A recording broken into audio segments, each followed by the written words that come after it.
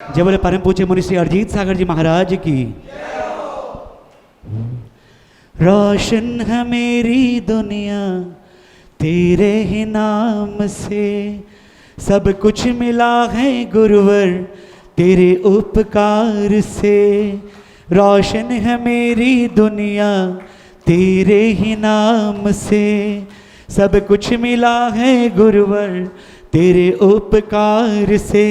तेरी शरण में आके मिला है एक नया परिवार, तेरी शरण में आके मिला है एक नया परिवार।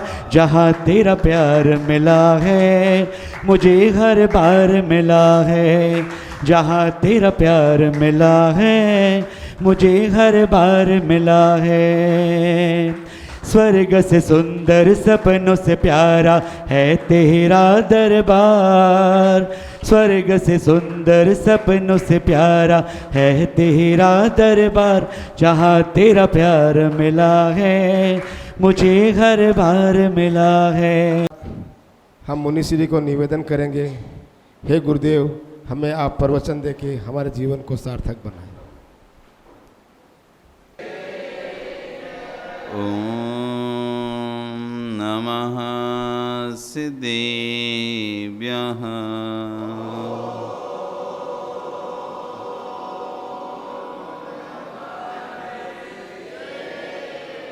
ओम नमः सिद्धेभ्यः।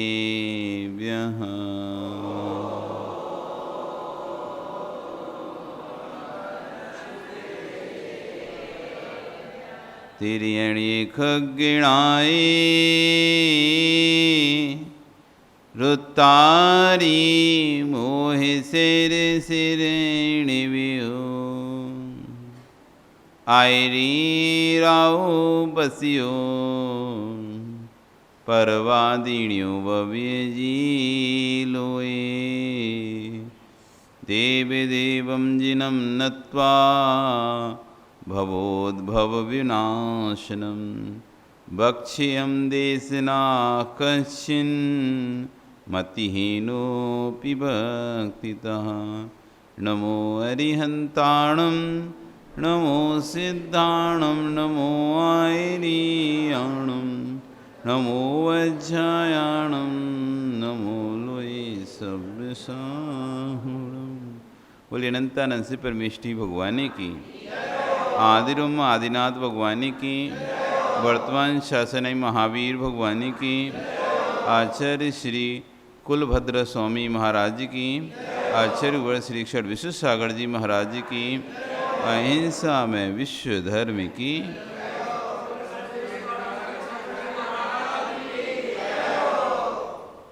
हो बंधु,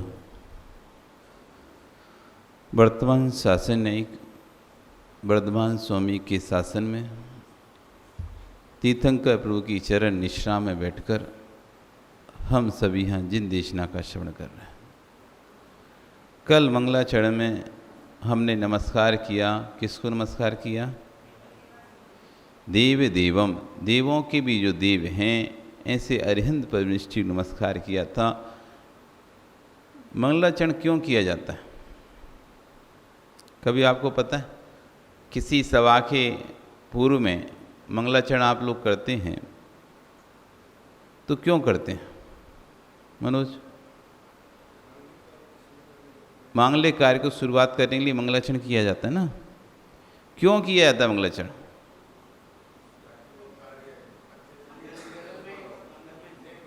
और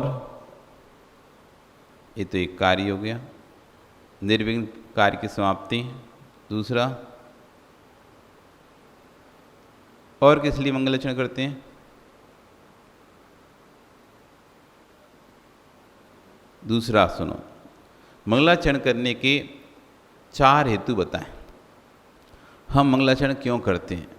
पहले तो पहला काम कार्य की निर्विघ्न समाप्ति, दूसरा पुण्य की प्राप्ति, तीसरा आस्तिक पने का सद्भाव। मतलब हम ये दिखाना चाहते हैं कि हम प्रभु आपके प्रति आस्तिक भाव से युक्त हैं, नास्तिक नहीं है। नास्तिक समझते ना, जो भगवान को नहीं मानते उसे कहते हैं नास्तिक, और जो भगवान को मानते उसे क्या कहते हैं? आस्तिक। तो हम आपका नाम ले रहे हैं आस्तिक पने को और उपकार को बताने के लिए। ये 4 कारणों से मंगलाचरण किया जाता है। कार्य की निर्विघ्न समाप्ति, पुण्य की प्राप्ति, आस्तिक पने को दिखाने के लिए, और उपकार स्मरण करने के लिए, उपकारी के उपकार को स्मरण करने के लिए हम मंगलाचरण करते हैं। उसमें हम आचार्यों का नाम लेते हैं, गुरुओं का नाम लेते हैं कि इन्होंने जैन धर्म की ध्वजा को ऊपर तक लेके गए, ऐसे उनका स्मरण किया जाता है। इस तरह से उपकार को स्मरण करने के लिए, के पुण्य की प्राप्ति के लिए, कार्य की निर्विघ्न समाप्ति के लिए और आस्तिक पने के लिए, ये 4 कारणों से मंगलाचरण किया जाता है। जब भी कोई कार्य करते हैं तो हमने आज कल भी कहा था कि बिना कारण के कार्य नहीं किया जाता। भगवान को क्यों नमस्कार करना, भगवान के पास आकर उनके चरणों में क्यों झुकना, किस उद्देश्य से झुकना? तो आचार्य कह रहे हैं हम हे देव देवम जिनम नत्वा, हे भगवान मैं तुम्हें नमस्कार कर रहा हूँ। क्यों कर रहा हूँ? भवोद्भव विनाशनम, जो भव का उद्भव होता है ऐसे उद्भव का विनाश करना है। भव का विनाश नहीं करना। भव का विनाश तो तुम फांसी लगा के कर सकते अपना। यदि तुम्हें मनुष्य भव का विनाश करना है तो अभी फांसी लगाओ, अभी नष्ट हो जाए तुम्हारी मनुष्य पर्याय। पर इसके भव के विनाश से आपका संसार का विनाश नहीं होगा। मूल स्रोत उद्भव, ये बीजांकुर उत्पन्न कैसे हो रहा है? ये जन्म मरण जन्म जरा का जो रोग लगा है, उस रोग को नष्ट कर देंगे तो अपने आप भव ही नष्ट हो जाएंगे। आत्मा में जो आयु कर्म लगा हुआ है, उस आयु कर्म का ही क्षय कर देंगे आत्मा से, तो स्वतः ही जन्म मरण का। इसलिए कहा मैं नमस्कार किस लिए कर रहा हूँ? इस मनुष्य भव के नाश के लिए नहीं कर रहा।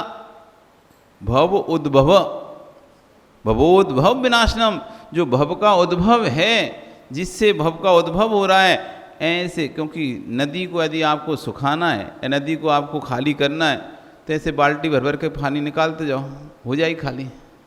नहीं होगी ना। तो कैसे खाली होगी? नदी सूखे देखी कि नहीं देखी? नदी सूखती है कि नहीं सूखती? नहीं सूखती? सूखती हैं। कैसे सूखती हैं? जो उसका उद्भव है, यानी जहाँ से पानी का सोर्स आने का है, वो सोर्स बंद हो जाता है। किसी ने बांध बना दिया, बांध बना दिया आगे, और जो पानी आपकी नदी में जो पानी आने वाला था वो बांध से रुक गया। तो उद्भव जो सोर्स था नदी में पानी आने का, उस पर रोक लगा दी। तो ऐसे यदि आप बाल्टी से पानी सोर्स आता रहता और बाल्टी से पानी खींच खींच के बाहर निकालती तो क्या कभी सुखा पाती नदी को? नहीं सुखा सकते थे। लेकिन बांध दिया और पानी को रोक दिया।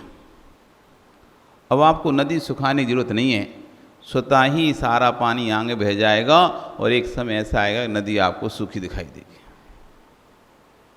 इसलिए यहाँ पर कहे भवोद्भव विनाश, भव विनाशनम नहीं कहा।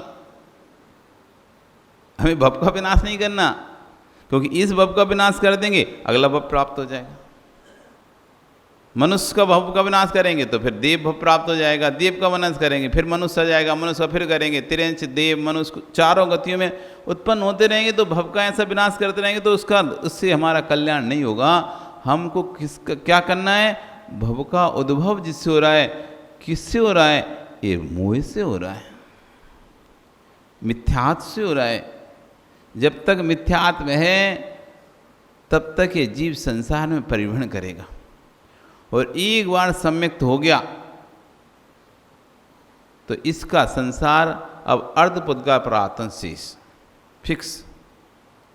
एक बार सम्यक दर्शन जीव को यदि प्राप्त हो जाए तो उसका कन्फर्म टिकट है कि नियम से मोक्ष जाएगा। कब जाएगा? अर्धपुद का प्रवर्तन के अंदर अंदर वो जीव नियम से मोक्ष चला जाएगा। ये सम्यक दर्शन के प्राप्त होने से ही नियत हो जाता है।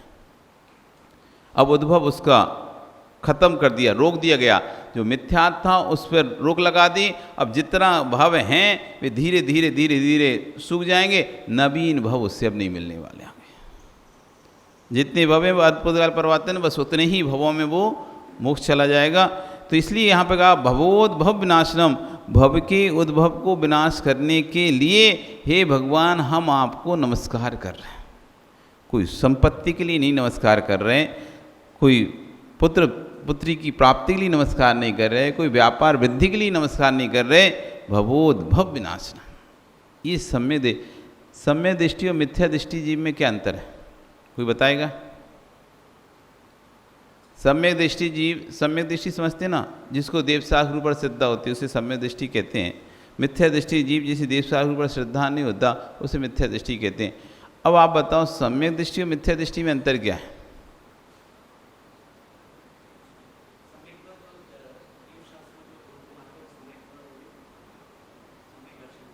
हाँ, तो इनकी क्रिया में अंतर क्या दिखेगा तुम्हें?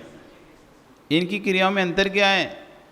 मिथ्या दृष्टि भी भगवान को नमस्कार करता है, भगवान की पूजा करता है, भगवान की भक्ति करता है, और सम्यक दृष्टि भगवान की पूजा करता है, भगवान की भक्ति करता है, वो उनको नमस्कार करता है। ऐसा मत समझना कि मंदिर में आने वाले सभी सम्यक दृष्टि हैं। यहाँ भी बढ़िया भक्ति भाव के साथ पूजा करेंगे और दूसरी जगह भी जाके घंटी बजाएंगे। है? अंतर क्या दिखाई देता है? सम्यक मिथ्यात्व का अंतर बस जो अभी बता रहे ना, एक भगवान की भक्ति कर रहा है सांसारिक सुख की प्राप्ति के लिए, एक भगवान के चरणों में आ रहा है सांसारिक सुख की इच्छा के साथ कि मेरा ये काम बहुत दिनों से रुका हुआ पड़ा है, भगवान मेरा कार्य बन जाए, मेरे काम हो जाए, मैं सब जगह माथा टेक लिया, संतान उत्पन्न नहीं हो रही, हे प्रभु मैं आपका व्रत करूँगा, आपका जाप करूँगा, आपका उपवास करूँ, मेरी संतान की प्राप्ति हो जाए, मेरे कार्य बन जाएं, मेरा केस जीत जाऊं, इस उद्देश्य से यहाँ भी आ रहा है और इसी उद्देश्य को लेकर दूसरी जगह भी जा रहा है। कहीं से तो बनेगा काम, यहाँ से बना तो यहाँ से ठीक, नहीं तो वहाँ प्रसाद चढ़ा के वहाँ से बना लेगा। मतलब उसका उद्देश्य बस इतना ही है, मैं भगवान की भक्ति क्यों करता हूँ? धम्मम भोग निमित्तम। वो धर्म भी कर रहा है तो किसके निमित्त से? भोग के निमित्त। त्याग भी कर रहा है तो ये सोच के कर रहा है यहाँ त्याग करेंगे तो आगे स्वर्ग में अच्छा स्वर्ग पद मिलेगा, स्वर्ग में अच्छा इंद्र बनेंगे तो वहाँ बढ़िया भोग भोगने मिलेंगे। ऐसा सोचकर वो यहाँ पर त्याग कर रहा है। धर्म भी कर रहा है तो किसके लिए कर रहा है? भोग निमित्तम। जो मिथ्या दृष्टि होता है उसके अंदर जितना धर्म होता है भोग के निमित्त होता है। मैं दान दूंगा तो मेरा नाम लिखा जाएगा, मैं दान दूंगा तो मेरा नाम लिखा जाएगा, मैं ऐसा करूंगा तो मेरा समाज में नाम होगा। ऐसे भावों के साथ वो धर्म करता है। लोग मुझे अच्छा समझेंगे, लोग मुझे अच्छा कहेंगे, इसलिए मैं धर्म कर रहा हूं। धम्मम भोग निमित्तम।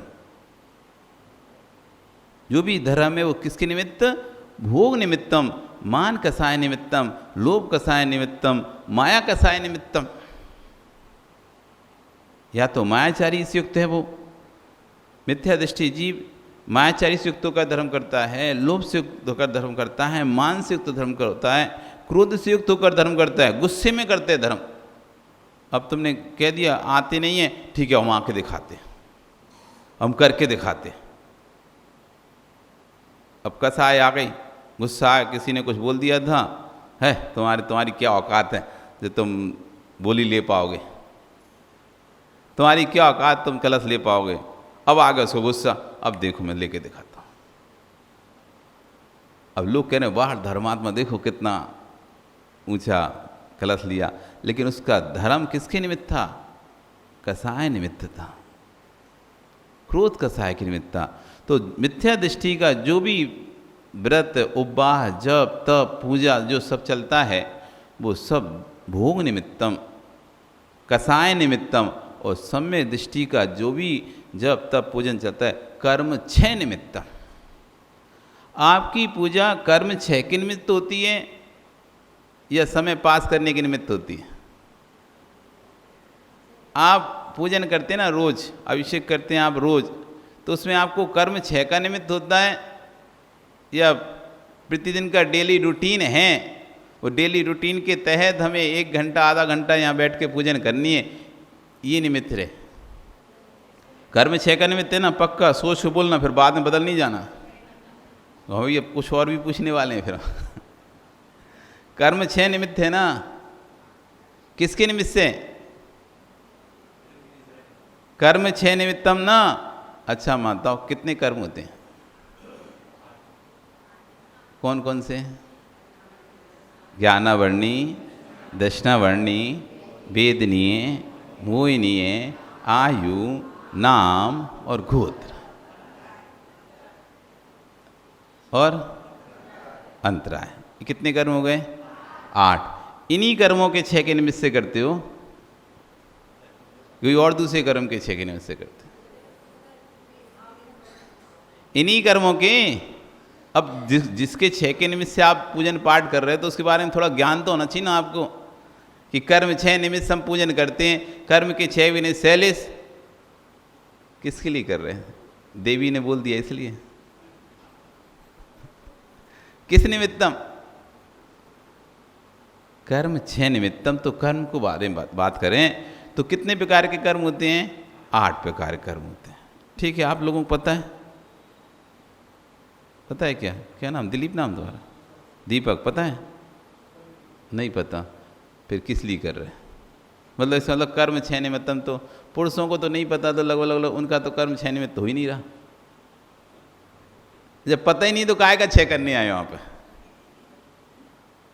जब पता ही नहीं हमको कि हम कौन से निमित्त से भगवान की भक्ति कर रहे हैं, किस निमित्त से कर रहे भैया भगवान की भक्ति? पीछे क्या नाम भैया का? सुशील। और तुम्हारे पीछे? अनिल। अनिल जी किसके निमित्त से कर रहे हो? अच्छा, रोज़ अभिषेक करते हो, डेली रूटीन है, सुबह 5 बजे उठना है, सो उठ के आना है, यहाँ अभिषेक करना है, ये सब। जय कुमार जी तैयारी करना है, बर्तन निकालना है, धोना है, पोंछना है, पानी भरना है। निमित्त क्या है तुम्हारा ये सब करने का? निमित्त क्या? कभी एक सामान से अगर आप सोचें कि मैं सुबह से लेकर भगवान की भक्ति के लिए सब तैयारियां करता हूँ, इस तैयारी में कितने क्षण मेरा भाव क्या रहता है? पूरे समय आपका तैयारी समय क्या भाव चलता है? अरे वो लोटा कहाँ रखा है, वो कहाँ रखा है, वो तो लेके आओ, ये लेके आओ। पूरे समय व्यवस्था में चलता है। क्षण उस समय क्या भाव आते हैं जब आप भगवान का अभिषेक करते हो, जब आप भगवान का मार्जन करते हो, उस समय कोई भाव आता है कि भाव अरे तू क्यों चढ़ गया ऊपर, तू नीचे रहे, तेरा नंबर नहीं, आज तो हमारा नंबर है, आज तो इसका नंबर है, अभी हमको करना है, अभी ये नहीं किया, वो नहीं किया। सिर्फ करने का दिमाग में चलता है कि कुछ और भी चलता है? सुरेश जी, सिर्फ यही करने का, ये यहाँ खड़े हो जाओ, उधर खड़े जाओ, उधर बैठ जाओ, इसका मार्जन कर लिया कि नहीं, उसका कर लिया कि नहीं, यहाँ पे हो गया कि नहीं, कि वहाँ हो गया कि नहीं, ये पितमा कर ली मार्जन, वो पितमा कर ली मार्जन, इसका कर लिया अभिषेक कि नहीं किया, तुमने कर लिया अभिषेक, तुमने कलश कर लिया, तुमने 4 कलश कर लिए। मतलब पूरा करते करते दिमाग चलता है कि कुछ और भी चलता है। कभी कुछ ऐसा लगता है कि हम इसके अलावा कुछ कर रहे हैं? 1 घंटे, आधा घंटे, 10 मिनट, 15 मिनट विवेक, कुछ और दिमाग में आता है कि नहीं आता? कि बस यही चलता है हमारे दिमाग में। कर्म 6 निमित्तम यह एक तरह की ड्यूटी है, एक तरह का नशा है अभिषेक करने का, एक तरह का जुनून है, बस करना है, रोज सोट के अभिषेक करना है, बस एक नशा सा चढ़ गया है। कोई चीज़, व्यसन समझते हो? व्यसन का मतलब सिर्फ बुराई, व्यसन शब्द बुरे अर्थ में चला गया है। वास्तव में व्यसन का अर्थ था लत, आदत। व्यसन का अर्थ क्या है? आदत। आदत है। अब वो आदत, बुरी आदतों, ये 7 व्यसन, 7 बुरी आदतें, सप्त व्यसन बोलते हैं ना, ये 7 आदतें, ये बुरी। और व्यसन शब्द अब बुरे अर्थ में चला गया, इसलिए व्यसन का मतलब होता है सप्त व्यसन ही लेते हैं। वैसे व्यसन का शाब्दिक अर्थ है आदत, किसी चीज़ की आदत लगना, चाहे वो अभिषेक का आदत लगे, चाहे पूजन की आदत हो, चाहे आहार देने की आदत, मतलब कोई भी प्रकार की आदत हो, आदत को व्यसन कहते हैं। किसी को गाने का व्यसन होता है, तो किसी को टीवी देखने का व्यसन होता है, तो किसी व्यापार का व्यसन होता है।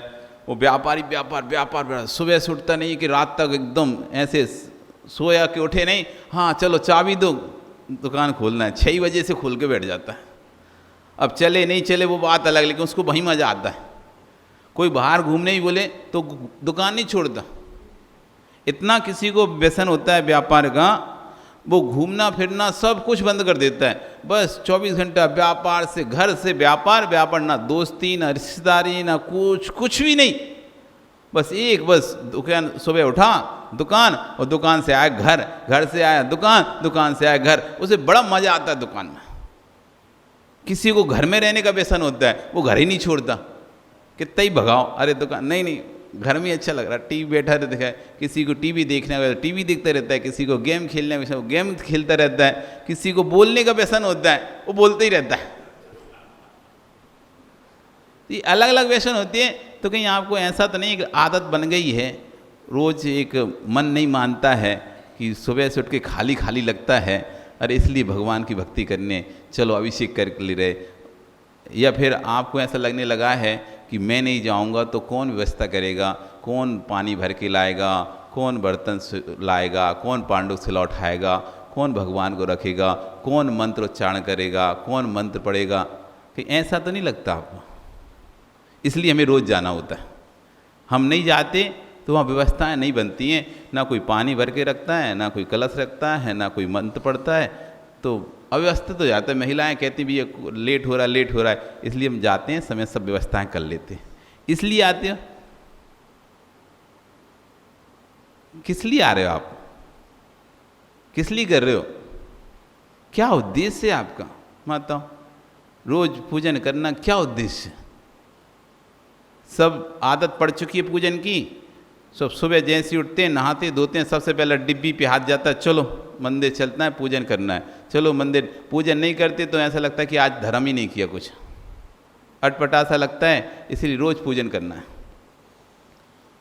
और या तो फिर इसलिए कि चलो पूजन के बहाने 4 लोग मिल जाते हैं, बातें भी हो जाती हैं घर की भी, और बैठना मिल जाता है, एक गपशप भी हो जाती है, समय भी हो जाता है। अब घर में बैठे बैठे के लिए बोर हो जाते हैं, सुबह से क्या करें, बहू सो रही है, बेटा सो रहा है, कोई उठा ही नहीं है, अब सुबह से उठ गए तो क्या करें, तो चलो मंदिर चलें, वहाँ अपनी उम्र की 2-4 और मिल जाएंगी सासें, तो बैठ कर उनके साथ गपशप कर लेंगे, थोड़ा पूजन हो जाएगी, पूजन के नाम से थोड़ा पूछ लेंगे क्या चल रहा है, तुम्हारी बहू कैसी है, तुम्हारा बेटा कैसा है, मतलब घर की आपस की बात थोड़ी सी करते नहीं करते गई पूजन करते समय। मंदिर आकर नहीं पूछे आप कि और क्या चल रहा है तुम्हारे घर में, ठीक है सब, ऐसा नहीं पूछा कभी, किसी से नहीं पूछ। सच बोलना माता, मंदिर में आके कभी घर की बात नहीं करी, झूठ तो बोलना नहीं। अभी क्यों, कल ही बताया था, अन्य क्षेत्रे कृतं पापम धर्म क्षेत्रे विनश्यति, धर्म क्षेत्रे कृतं पापम वज्रलेपो भविष्यति। घर में झूठ बोलो तो यहाँ आके भगवान के सामने प्रायश्चित कर लो, लेकिन यहीं तो यदि झूठ बोले तो फिर कहाँ जाओगे प्रायश्चित करना। कभी आपने आके मंदिर में घर की बातें नहीं करी? नहीं करी? जोर से तो बोलो, नहीं करी? करी लो, ये सच्ची बोले कि हाँ महाराज मंदिर में आते तो हैं, लेकिन कभी भी घर की बातों का विसर्जन करके मंदिर नहीं आए। ऐसा नियम लेके आए कभी? जैसे घर की देरी से पैर बाहर निकाला, अब मैं घर की बातों का त्याग करती हूं, मैं किसी प्रकार की घर की बात मंदिर में नहीं करूंगी। कोई ने पूछ लिया लेट क्यों हो गए तुम, रोज तो जल्दी आते थे, लेट क्यों गए? अरे वो क्या बताएं, बहू वो बहुत उठी नहीं, वो आज तो ऐसा था, आज तो वैसा हो गया था, आज तो घर में ये हो गया, पानी नहीं आ रहा था, लाइट ही चली गई थी, नल ही नहीं आ रहा था, लेट हो गए। नहीं होती ये बातें? क्यों लेट? इतना ही सब पूछा उसने, लेट हो क्यों हो गए? हो गया काम, कोई बात नहीं, इतना भी कह के बात खत्म कर सकते थे। सामने वाले ने प्रश्न पूछा था लेट हो गए, हाँ चलो छोड़ो, हो गया, किसी कारण से हो गया, मंदिर चलते हैं, भक्ति करते हैं। ये ना करके पूरी रामायण सुनाई तुमने, महाभारत हुई हो घर में तो वो भी सुना दोगे, लड़ाई झगड़ा हुआ तो भी यहाँ के सुनाते हो कि वो पड़ोसन ऐसा बोली। तो ये अब पूरा आप कभी हम विचार करें, सोचें कि हम मंदिर में आते हैं, तुम्हारा उद्देश्य धर्म का क्या है? हमें कभी सोचने का समय नहीं मिलता। हम इतने व्यस्त हैं, अपने दिमाग को इतना व्यस्त करके रखे हैं महेश जी, इतना व्यस्त करके रखे हैं कि हमें खुद ही सोचने का समय नहीं है हम क्यों आ रहे हैं। एक मशीन की तरह डेली रूटीन जैसा हमारा जो रहता है, मशीन जैसे चलती है, चालू करा वो अपना चलता रहता है क्रम वाइज, इसके बाद ये करना है, ऐसे हमारी रूटीन चल रहा है, ये करना है, अब ये करना है, फिर ये करना है, फिर ये करना है, फिर ये करना है, एक रूटीन सा बना है। बेटा क्या नाम तुम्हारा? मनन। कभी मनन किया तुमने? चिंतन किया? मनन का मतलब होता है चिंतन करना, सोचना किसी विचार पर, एक सब्जेक्ट को लेकर, एक विषय को लेकर उसको बार बार चिंतन करना, उसका नाम होता है मनन। सोचते हो? क्या सोचते हो?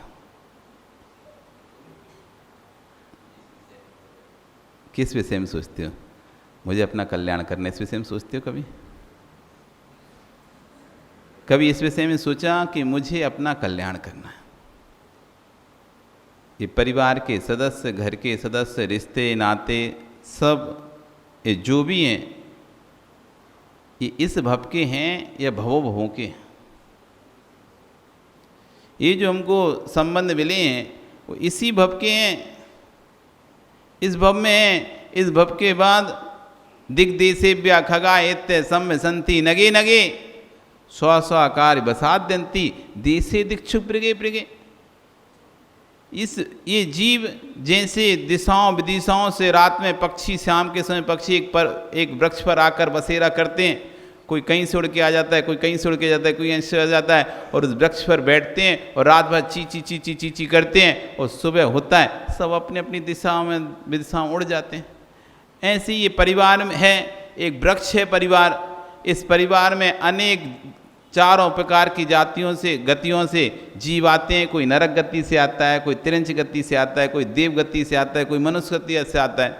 चारों गतियों से जीव आते हैं, एक साथ एकत्रित होते हैं, अपनी अपनी आयु पूर्ण होती है और अपने अपने चले जाते हैं। इस भव के पर्याय के चक्कर में हम अपनी गति बिगाड़ लेते हैं। इस पे कभी मनन करना कि जो हम कर रहे हैं, जिसके लिए कर रहे हैं, क्या वो मेरा साथ देगा? आप जिसके लिए संजय कर रहे हो, क्या वो तुम्हारा साथ देगा?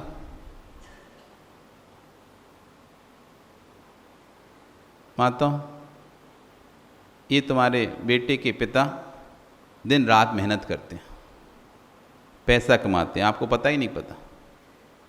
और इस पैसा कमाने में हिंसा, झूठ, चोरी, कुसील, परिग्रह, ये 5 पाप होते ही नहीं होते।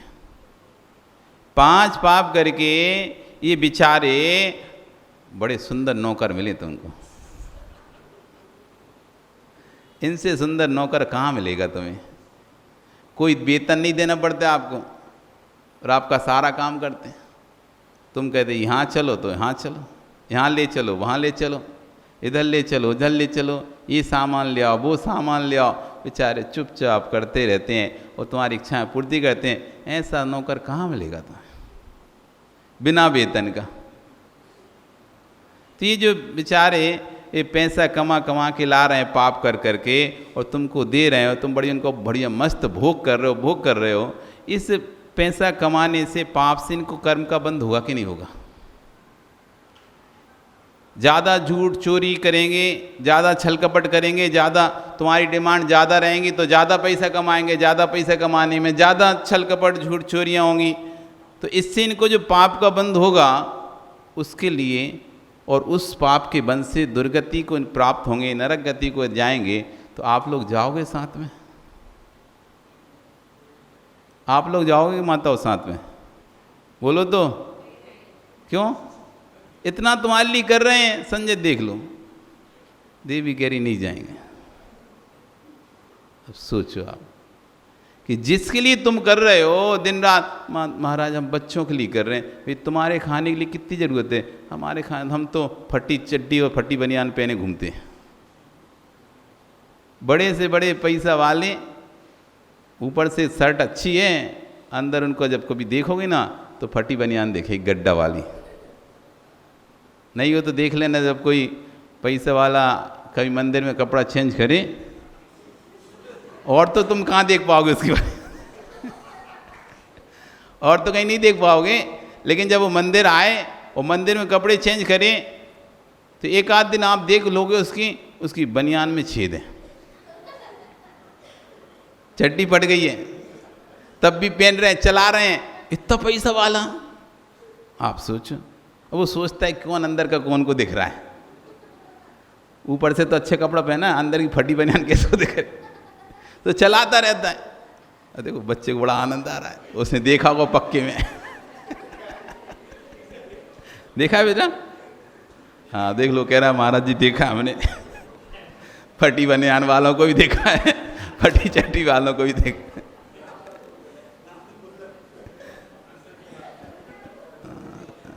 चलो, तो ऐसा इतना पैसा धन संपत्ति इन स्वयं के लिए तो कितना खर्चा करते हो आप?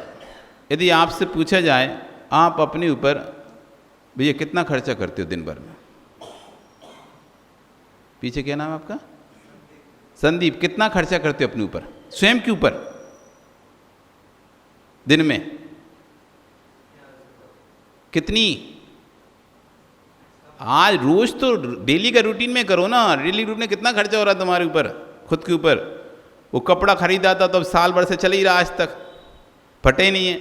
माताओं की 3 महीना में साड़ी बदल जाती है, 2 महीना में, 1 महीना में बदल जाती है। तुम्हारा तो साल भर से चल रहा है एक ही जोड़ी कपड़ा।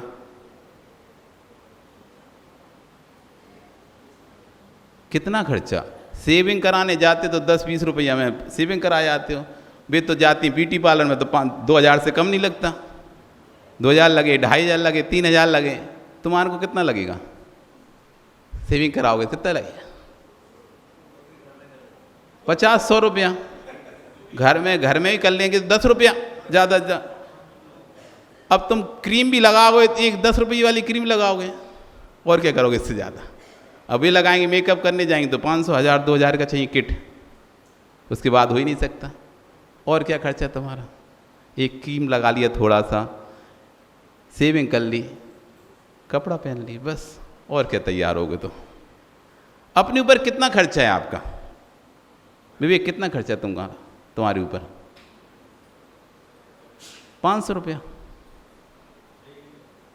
प्रतिदिन का, 1500 रुपये बस, ज़्यादा से ज़्यादा। इससे ज़्यादा तुम खर्चा करो के दिखाओ, कहाँ का दिखा रहे? किस में खर्चा करोगे? कपड़ा एक बार खरीद लिया तो खरीद लिया, रोज़ रोज़ थोड़ी ना बदल के पहनोगे। नहीं, हर दिन एक यूज एंड थ्रो वाले थोड़ी ना कपड़े पहनते, आज खरीदा कल फेंका, परसों नया खरीदा, नरसों फेंका। खरीद लिए एक बार सो चलेंगे। सेल कितने दिन चलते हैं? 6 महीना चलते हैं कम से कम। एक टी शर्ट वो 1 साल से चल रही तुम्हारी, वो सफ़ेद वाली। 6 महीना, साल भर तो चलता है ना कपड़ा। खरीद लेते हो। 200 रुपये का कपड़ा होता है, 500 रुपये का कपड़ा होता है, 1000 रुपये का कपड़ा होता है, साल भर चला ले, मतलब। और उसका भी एवरेज निकाल कर देखा जाए तो 2 रुपये रोज का वो कपड़े का खर्चा पड़ रहा है। 10 रुपये रोज का कपड़े का खर्चा पड़ रहा है, ज़्यादा से ज़्यादा 10 रुपये रोज का कपड़े का खर्चा मान लो, 20 रुपये 50 रुपये आपका स्वयं के ऊपर मान लो, मतलब 500 रुपये आप ज़्यादा से ज़्यादा खर्चा करोगे तो अपने ऊपर इतना ही। वो कमाते कितना हो रोज? 5,000, 10,000 रुपया। और स्वयं के ऊपर खर्चा कितना? मात्र 500। एक ढंग से तो फल खा नहीं पाते, उसमें भी खाने में भी कंजूसी करते हो। बाजार भी जाते तो ठीक है, आज एक ही फल से काम चला लो, 2 नहीं खरीदते। सब्जी भोजन में भी क्या है? कुछ नहीं, एक थाली में सूखा साखा सा थोड़ा सा भोजन कर लेते हो। मतलब आप देखो कि जितनी मात्रा में आप कमाते हो उतनी मात्रा में अपने ऊपर कभी व्यय नहीं कर पाते हो आप। कुछ भी व्यय नहीं करते हो। देख, इसलिए तो बनिया बन जाते हैं, इसलिए तो पैसे वाले हो जाते हैं। सिर्फ कमाना जानते हैं, खर्चा करना नहीं जानते। तो जितना आप कमा रहे हो उस हिसाब से कोई व्यय नहीं कर रहे हैं, पर पाप भरपूर कमा रहे हो। पुण्य के क्षेत्र में भी आपसे नहीं निकलता कि चलो दान दें, भरपूर दान दें। जब हम भरपूर कमा रहे हैं तो भरपूर दान दें, ऐसा भी भाव नहीं होता आपका। वहाँ भी ये सोचता है वो करेगा, वो करेगा, वो देगा। अरे भाई, मैं संचय, धन का संचय कर रहा हूँ तो पाप का संचय भी मैं कर रहा हूँ, तो फिर पुण्य का संचय भी मुझे करना होगा। जब पाप का संचय मेरे द्वारा हो रहा है, धन का संचय मेरे द्वारा होता है, धन के संचय में पाप का संचय हो रहा है कि नहीं हो रहा? उस पाप के संचय से तुमको नरक आयुगा, तिरंच आयु बंद होगा, तो कोई भोगने नहीं आएगा उसे तुम्हें स्वयं भोगना पड़ेगा। तुम इधर सोचते अरे पैसा बचा कर बेटे के लिए रख लूँ, अभी वो कहीं भविष्य के लिए रखता हूँ, भविष्य के लिए जोड़ रहे हो, बेटे के लिए जोड़ रहे हो, इसके लिए जोड़ रहे हो, उसके लिए जोड़ रहे हो, और स्वयं पाप कमा के नहीं, पैसा कमा से पाप कमा के संचय कर रहे हो और दूसरे लिए धन जोड़ रहे हो। आप चिंता नहीं करो, आप पाप को भरपूर कमा लो, समय आएगा पूरा धन नष्ट हो जाएगा, नष्ट हो जाएगा। इसलिए आचार्य ने कहा है, रक्त से जैसे सिंचित वत को पानी से धोया जाता है, ऐसे गृहस्थी घय कर्म नापिन स्तम कर्म वास्तु खलु गृह मुक्ता नाम अतिथि नाम प्रतिपूजा रुदिर मलम धापते वारी। आचार्य संत स्वामी कह रहे हैं कि जैसे रुधिर से रक्त वस्त्र पानी से धो लिया जाता है, ऐसे ही गृहस्थी में जो अर्जित पाप हैं उनको नष्ट करने के लिए अतिथि नाम प्रतिपूजा, अतिथियों की सेवा करो,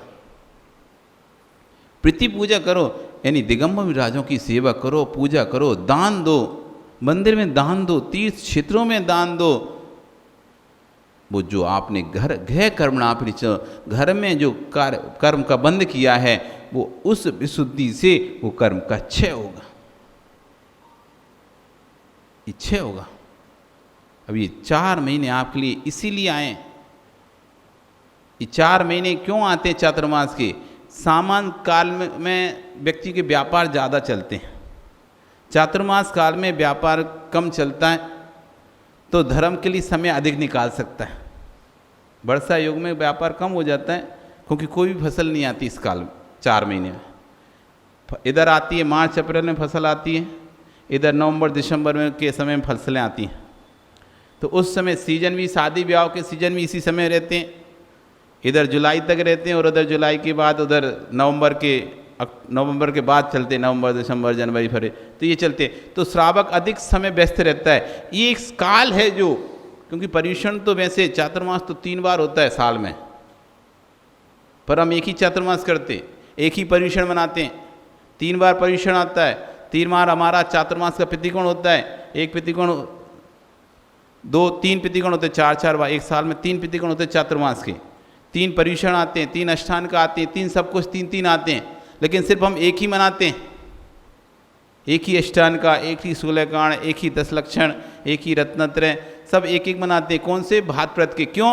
ये काल ऐसा है, इसमें ना तो अधिक गर्मी है ना अधिक ठंडी है, समशीतोष्ण मौसम रहता है। दूसरा, व्यापार भी कम है, भक्ति के परिणाम भी अधिक होते हैं, क्योंकि चारों तरफ हरा हरा रहता है, सब तरफ हरा हरा रहता है, ग्रीन रहता है, सूखा नहीं रहता है, अकाल नहीं रहता है, सब कुछ अनुकूलता है। इसलिए ये वाला जो 4 माह हैं वो भक्ति के लिए रखा गया है, दान पूजा पुण्य के लिए रखा गया है। इसलिए 4 माह में बिल्कुल अपने परिणामों को ऐसा निर्मल कर लो, पानी के जैसा। पानी का कौन सा आकार? पानी का, ओ गुवाहाटी नरेश, क्या नाम तुम्हारा?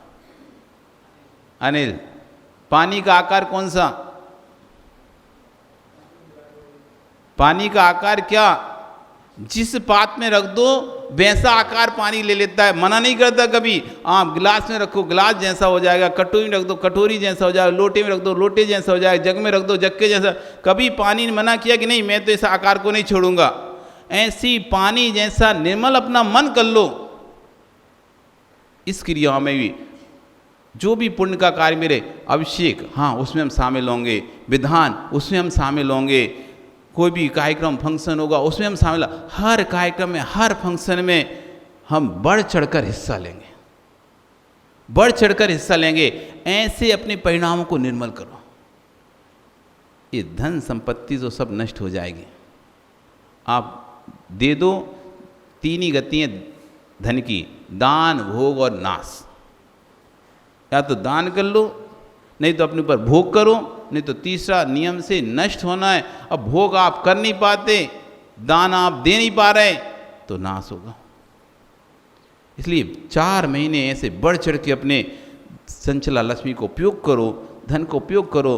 धन तो जितना खर्चा करोगे, ये तो ऐसा है पुण्य क्षेत्र में किया हुआ धन 1 रुपये खर्चा करते हैं तो कई गुना होकर फल को फलित होता है। आज बड़े बड़े जो सेठ हैं, बड़े बड़े जो दानी वीर हैं, लाखों रुपए करोड़ों रुपए देते हैं, तब भी उनके पास कमी नहीं आती।